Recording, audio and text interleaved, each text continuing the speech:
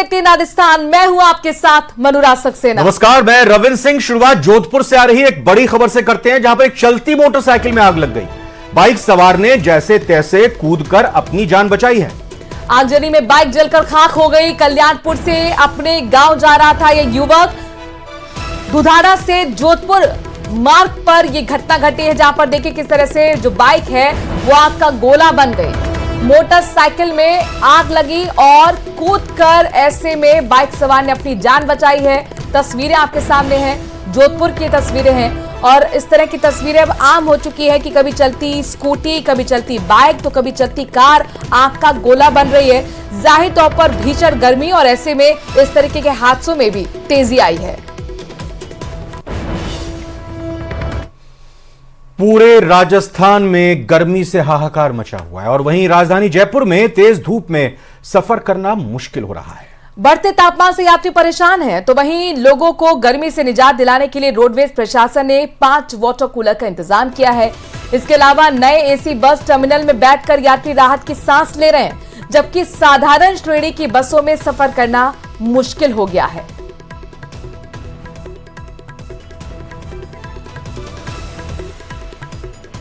जयपुर का पारा लगभग 45 डिग्री के करीब है। तपती गर्मी और तेज लू, ऐसे में राजस्थान रोडवेज पे आम लोगों का सफर बेहद मुश्किल हो रहा है, खास तौर पर ऐसे यात्रियों का जो साधारण श्रेणी की बसों में सफर कर रहे हैं। आप यात्रा कर रहे हैं जयपुर सिंधी कैंप से? नहीं, गर्मी बहुत ज्यादा है। गर्मी बहुत ज्यादा है। तो आप कहाँ जाएंगे यहाँ से?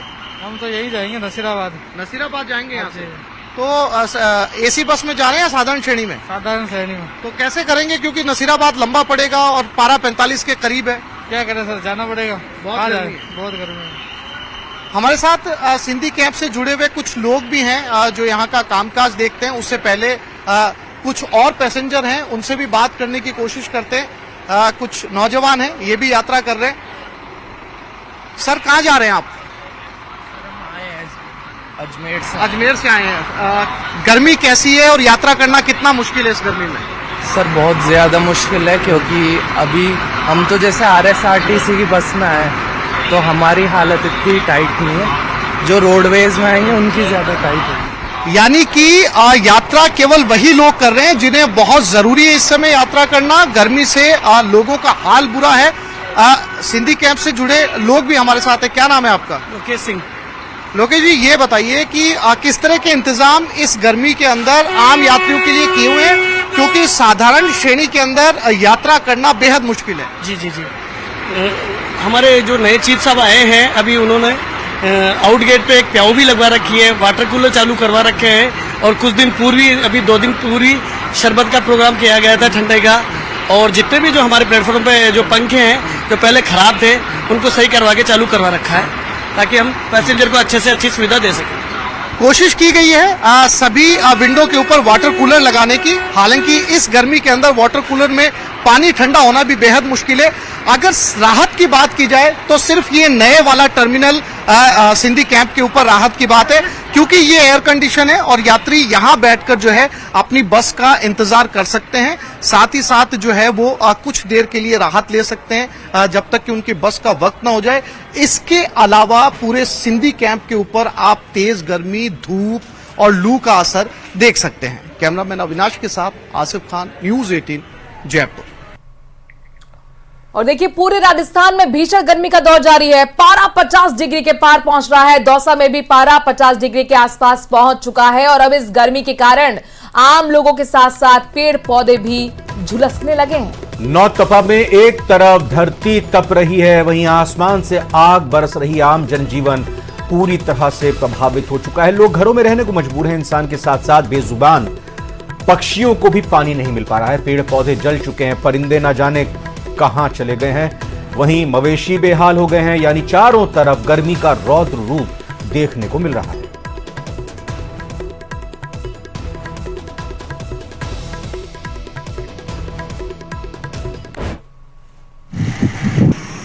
में पारा 50 डिग्री के समथिंग पहुंच गया है, जिससे पूरी तरह जनजीवन प्रभावित हो चुका है। हम कलेक्ट्रेट की कुछ तस्वीरें दिखाएंगे। ये अशोक के पेड़ हैं और जो पूरी तरह सूख चुके हैं। दोनों पेड़ यहाँ पर अशोक के थे, दोनों पेड़ सूख चुके हैं। और आप तस्वीरों में देखने की कोशिश करोगे, आगामी जो पेड़ है, ये तीसरा पेड़ है, ये भी बिल्कुल मुरझा चुका है। एक अंतिम जो चौथा भी अशोक का पेड़ है, ये भी बिल्कुल जलने की स्थिति में है, पूरी तरह ये मुरझा चुका है। इसमें जो अशोक के पेड़ है, ये पूरी तरह जल रहे हैं। बताया जा रहा है कि जिन पेड़ों की जो जड़ें हैं वो सीधी जाती हैं, उन्हें पानी की आवश्यकता होती है और इसी कारण इनको पानी नहीं मिल पा रहा है, क्योंकि पानी नहीं मिलने के कारण ये पेड़ जल रहे हैं। ऐसे में दौसा कलेक्ट्रेट से जहां भी अशोक के पेड़ हैं या फिर अन्य ऐसे पेड़ हैं जिनकी जड़ें सीधी जाती है, वो पेड़ ज्यादा प्रभावित हो रहे हैं और वो इस भीषण गर्मी के कारण उनकी जो स्थिति है वो काफी खराब हो गई है, वो जल चुके हैं। ऐसे में गर्मी का जो उग्र रूप कह सकते हैं या रौद्र रूप कह सकते हैं, जो देखने को मिल रहा है और जिसके कारण जनजीवन तो पूरी तरह प्रभावित है। बिजली पानी की जो समस्या है उसके कारण भी लोग परेशान हैं, लेकिन पेड़ पौधे भी अब सूखने लगे हैं। बेजुबान पक्षियों को भी पानी नहीं मिल पा रहा है। ऐसे में इस भीषण गर्मी और चिलचिलाती धूप के कारण पूरा राजस्थान भट्टी की तरह तप रहा है। दौसा में भी पारा 50 डिग्री के आसपास चल रहा है। आशीष शर्मा, न्यूज 18, दौसा। दिल्ली मुंबई एक्सप्रेसवे पर एक बार फिर से हादसा हुआ है। स्लीपर बस डिवाइडर को तोड़ते हुए दूसरी सड़क पर चली गई और फिर 10 फीट नीचे गिरकर पलट गई। बस में सवार एक युवती की मौत हो गई, जबकि 25 से ज्यादा सवारियां इसमें घायल हुई हैं। घायलों को दौसा के जिला अस्पताल में भर्ती कराया गया। 3 तस्वीरें आपके सामने हैं, जहां पर देखिए किस तरीके से जो बस है वो आगे बढ़ते हुए मोड़ से और डिवाइडर से टकराते हुए रेलिंग को तोड़ते हुए नीचे 10 फीट गिर जाती है। हादसा बांदाकुई दौसा में सुमाडा गांव के पास बुधवार सुबह करीब 5:30 बजे हुआ है। बस हरिद्वार से तब जयपुर जा रही थी। कहा जा रहा है कि ड्राइवर को झपकी लगने से यह हादसा हुआ है और ये गनीमत रही कि जब रेलिंग तोड़कर, ये बैरिकेड तोड़कर ये बस दूसरी सड़क से होकर गुजर रही थी, तो दूसरी तरफ से आने वाले किसी वाहन से इसकी टक्कर नहीं हुई, तो नहीं तो एक और बड़ा ये हादसा और भी बड़ा हो सकता है।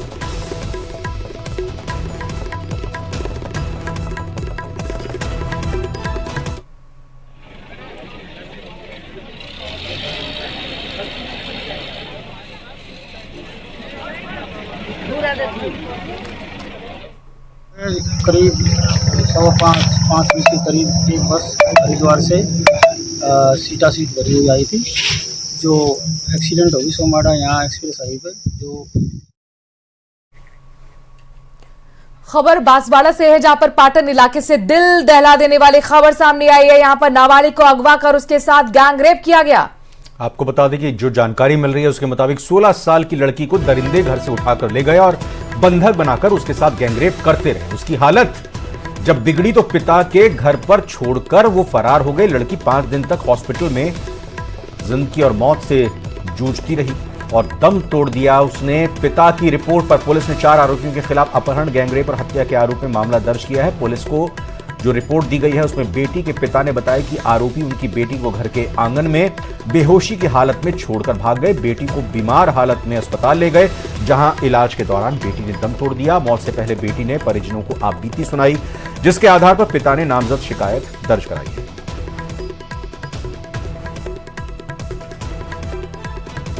पुत्री जो है उसको कोई लड़का लेकर के 2.5 महीने पूर्व चला गया था और उसके बाद 23 मई को वापस घर छोड़ गया।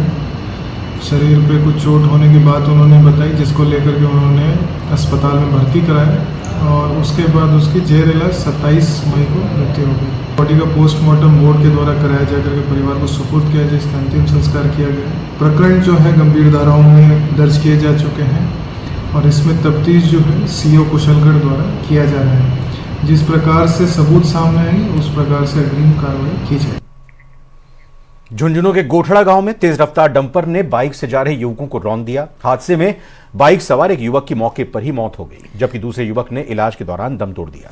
हादसे के बाद डंपर चालक मौके से फरार हो गया। गोठड़ा पुलिस ने डंपर और बाइक को जब्त किया है। घटना के बाद आक्रोशित ग्रामीणों ने बताया कि इस रोड पर तेज गति से ओवरलोड डंपर दौड़ते रहते हैं। रोड पर स्पीड ब्रेकर भी नहीं है। ऐसे में तेज दौड़ते हुए वाहनों पर अंकुश लगाना भी मुश्किल हो जाता है और इसी तरह के फिर हादसे होते रहते हैं।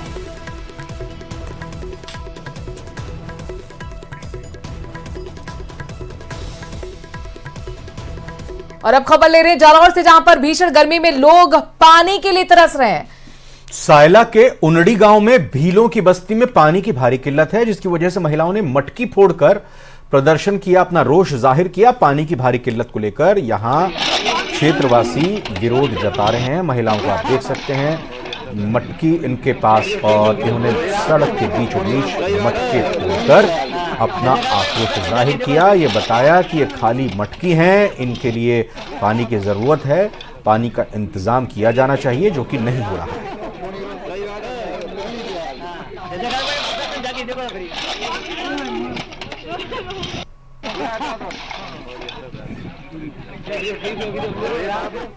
उदयपुर में एक बार फिर एक पिता ने अपनी जिंदा बेटी की अंतिम क्रियाएं संपन्न कर दी, और यही नहीं, अपनी जिंदा बेटी की मौत का मातम मनाती शोक पत्रिकाएं भी छपवाकर बंटवा दी।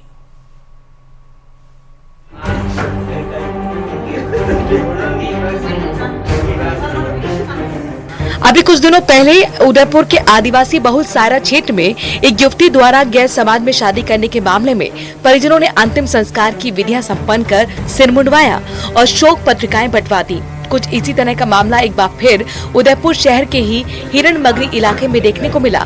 यहाँ भी एक पिता ने अपनी जिंदा बेटी की शोक पत्रिका छपवा दी। इतना ही नहीं, परिवार ने मुंडन करवाकर मृत्यु भोज तक कर दिया। मामला यहाँ भी वही है कि बेटी ने घर से भागकर घर वालों की मर्जी के खिलाफ अपनी मर्जी से शादी कर ली है।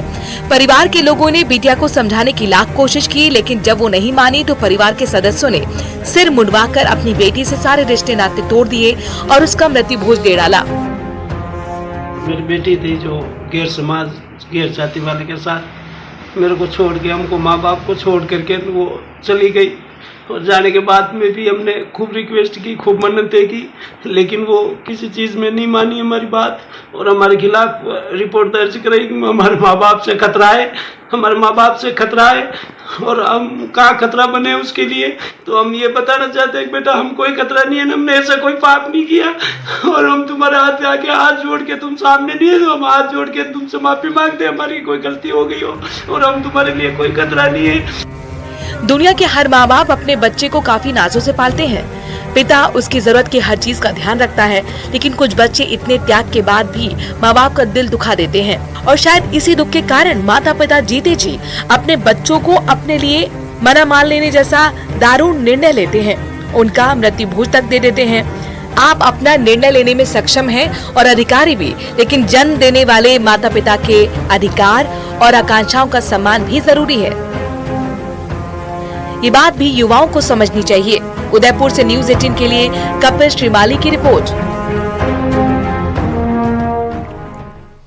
बाड़मेर जिले में कारागार में बंद एक विचाराधीन कैदी की अचानक संदिग्ध परिस्थितियों में मौत की सूचना मिलते ही परिजन और समाज के लोगों ने आकर भारी आक्रोश जाहिर किया है और बड़ी संख्या में लोग जिला कारागार के आगे पहुंच रहे हैं, धरना प्रदर्शन की तैयारी कर रहे हैं। लोगों का यह आरोप है कि इस तरह की घटना प्रशासन पर सवाल या निशान खड़ा करती हैं। उनका यह भी आरोप है कि पिछले 10 दिनों से मृतक बीमार था, लेकिन उसे इलाज नहीं दिलवाया गया और इसी वजह से उसकी जान चली गई।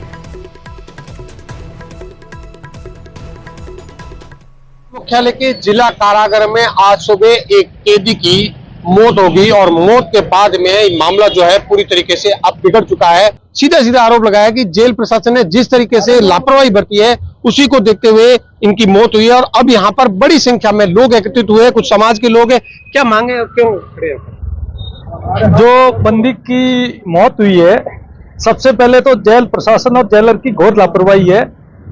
संख्या से ज्यादा बंदियों को अंदर रखना, कैपेसिटी से ज्यादा, और इस भरी गर्मी में जहां बाड़मेर का टेम्परेचर 58 डिग्री तक पहुंच गया है, उस गर्मी में भी इसी तरह पशुओं की तरह बंदियों को ठूस के रखा है। पूरे मामले में हालांकि क्योंकि बंदी की मौत हुई है तो न्यायिक जांच होती है, तो अब जो परिजन भी यहाँ पर पहुंचे, परिजनों से भी बातचीत हुई है। अगर क्या जेलर को हटाया जाता है, प्रमुख मांगे क्या आपकी? जेलर को हटा करके उसके खिलाफ 302 का पहले मुकदमा दर्ज किया जाए, उसके बाद हम आगे की बात करेंगे। अलवर में बढ़ते ट्रैफिक के दबाव को देखते हुए शहर में नए 7 पॉइंट्स पर जल्द ही ट्रैफिक लाइट्स लगाई जाएंगी। ट्रैफिक इंचार्ज हरिओम मीना ने बताया कि अब शहर के टिल्को चौराहा, नमन होटल, वैशाली नगर कट, NEB थाने के सामने cut, Hanuman circle, DO office के सामने वाले पॉइंट्स पर जल्द ही ट्रैफिक लाइट लगाई जाएंगी। UIT की तरफ से मंजूरी मिलते ही लाइट्स लगाने का काम भी शुरू किया जाएगा।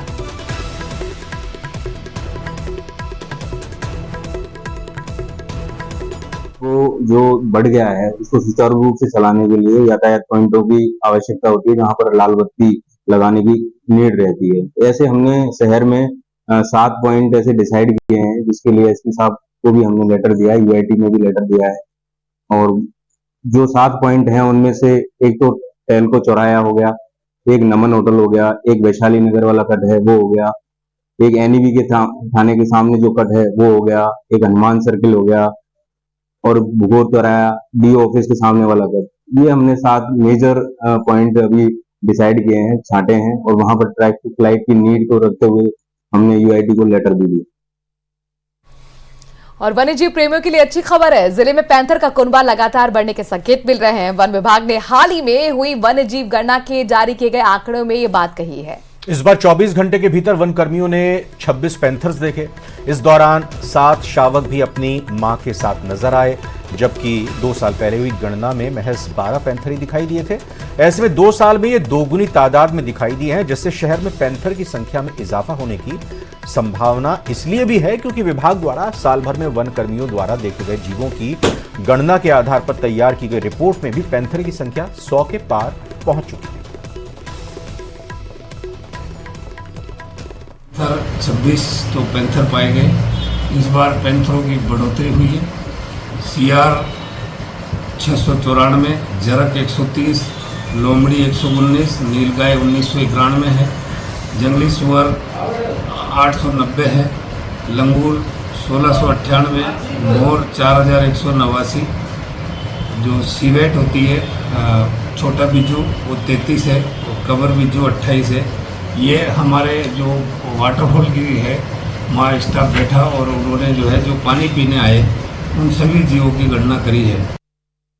यह खबर अलवर से, जहां सरिस्का टाइगर रिजर्व में खुशखबरी मिली है। सरिस्का में बाघिन ST27 ने 2 शावकों को जन्म दिया है।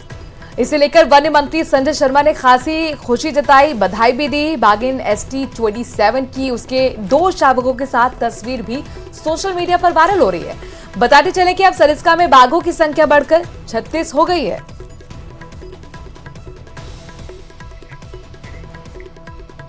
भरतपुर से बड़ी खबर आ रही, जहां पर दर्दनाक हादसा हुआ और उस हादसे में एक की मौत हो गई। आगरा जयपुर हाईवे पर कार पलट गई।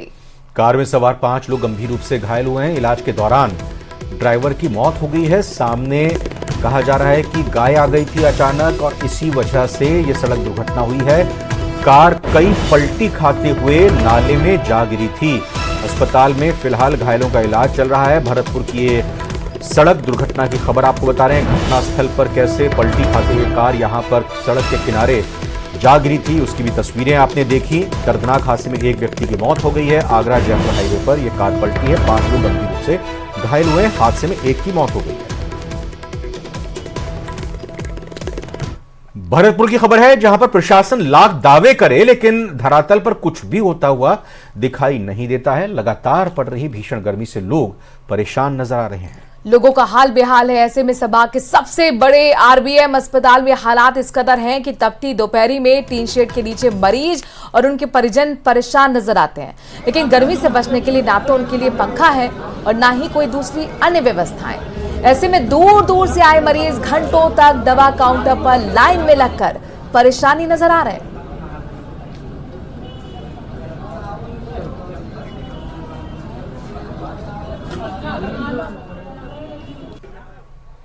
अनुसार जो भी आवश्यक दवाइयां हैं उसकी पूरी उपलब्धता सुनिश्चित करा दी गई। उसके लिए आइस पैक वगैरह की व्यवस्था, जो भी लूट ताप के जुगाड़ है जो हमने सुनिश्चित करे हुए हैं वहाँ पे उपलब्ध है। इमरजेंसी के अंदर भी आइस क्यूब पैक वगैरह उपलब्ध है। कूलर और एसी की व्यवस्था समुचित करा दी गई। ओपीडी के अंदर भी कूलर की व्यवस्था करा दी गई। तो जो भी आवश्यक दिशा निर्देश है उनका पालना पूर्णतः कर दी गई।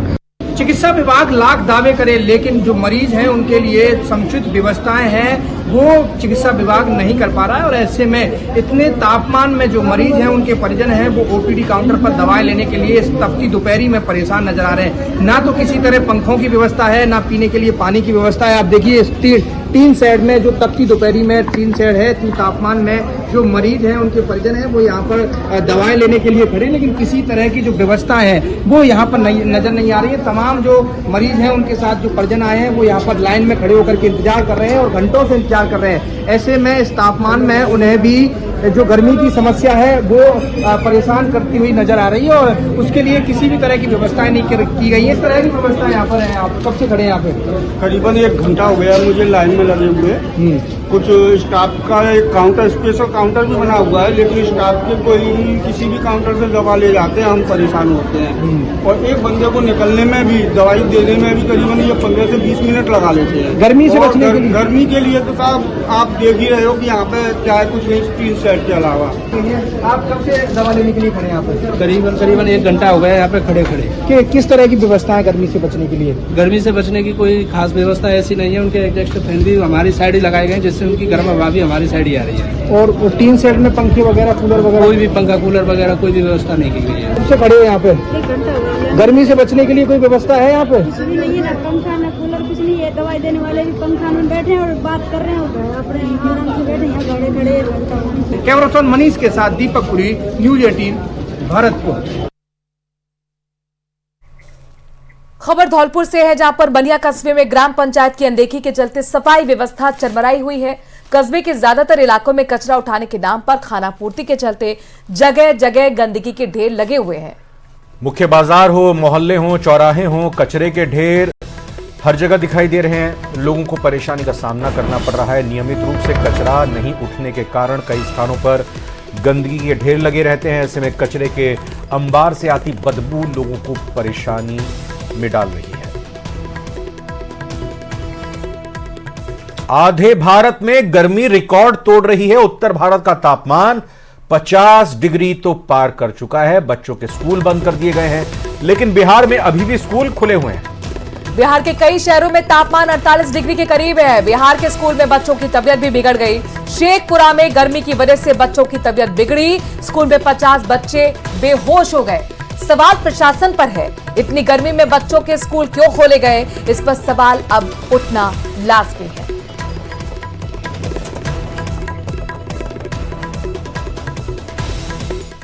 और फिलहाल इस बुलेटिन में इतना ही। एक छोटे से ब्रेक का वक्त हुआ है।